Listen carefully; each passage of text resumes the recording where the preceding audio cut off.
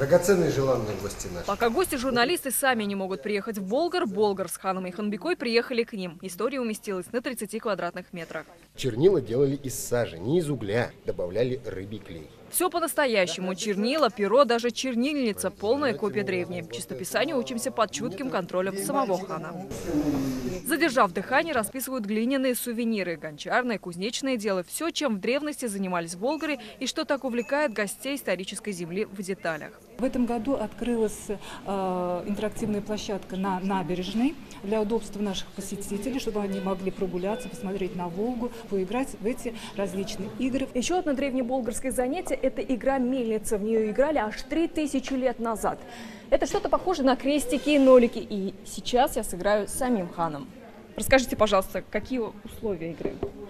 Ну, мы должны собрать, выставляя фишки на свободные поля, вот на свободные точки, собрать линию, ну, соответственно, мешая противнику. Я приглашаю вас в Болгар, где мы вас научим играть в мельнице. Болгар ежегодно посещают около 8 миллионов туристов. И каждый год для исторической земли знаменуется новыми открытиями. И Болгар каждому готов открыться по-своему. Александра Сабирова, Ринат Сафин, ТНВ Казань.